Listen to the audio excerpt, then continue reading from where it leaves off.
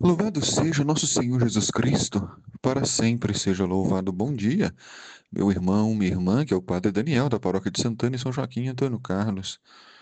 Hoje é dia 9 de novembro, domingo. Celebramos hoje a solenidade da dedicação da Basílica de Latrão.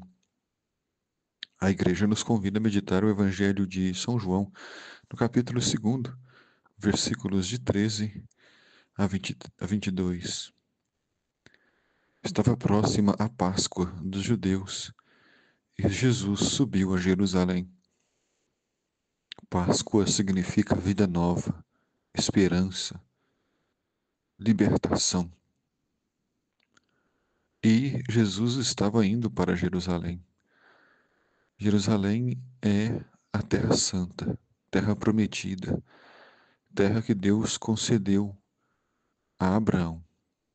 No templo, encontrou os vendedores de bois, ovelhas e pombas e os cambistas que estavam aí sentados. O templo é sagrado, morada de Deus, dedicado exclusivamente para a oração, para a comunhão com Deus. Mas, infelizmente, por motivos diversos, por ganância, fizeram do templo um lugar de comércio, fizeram do templo um lugar de exploração dos fiéis em nome da fé. É claro que aqui não cabe a nós julgar e nem condenar ninguém, mas apenas dizer que o templo é sagrado, que o templo deve ser usado para a fé e para a oração.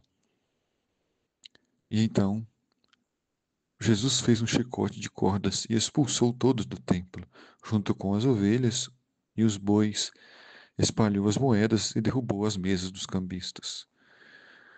A princípio, parece uma atitude estranha do Mestre Jesus. Nós que o acompanhamos há longos anos e o amamos de todo o coração, parece que Jesus está furioso, nervoso, mas na verdade é porque Jesus quer conservar aquilo que é sagrado. Jesus quer preservar aquilo que é mais importante. E por isso, então, Jesus expulsou a todos do templo, os vendedores, para dizer que o templo é para rezar, o templo é para estar em comunhão com Deus. E disse aos que vendiam pombas: tirai isso daqui, não façais para a casa de Deus de meu Pai uma casa de comércio. Para Deus se ofereciam muitos animais, bodes, touros, carneiros, ovelhas e as pombas também. Mas por que Jesus dirige uma palavra aos que vendiam pombas? Porque eram as aves que os pobres ofereciam. Você já deve ter observado que a imagem de Santana e São Joaquim tem pombos nas mãos, pois representam os pobres que fazem oferenda para Deus.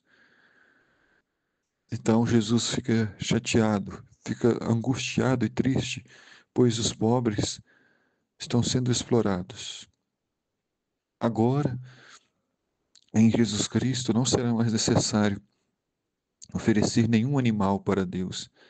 Nós agora ofereceremos o próprio Cristo como vítima de expiação, como vítima para a salvação dos nossos pecados. O sacrifício que vamos oferecer é a nossa vida, a nossa doação, nossa fidelidade, nossos serviços nas pastorais e movimentos.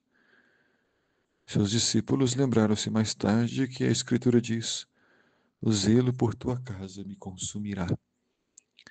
A casa de Deus é lugar sagrado, não é lugar para ficar usando o telefone. A casa de Deus não é lugar para ficar mascando chiclete, conversando, cochichando.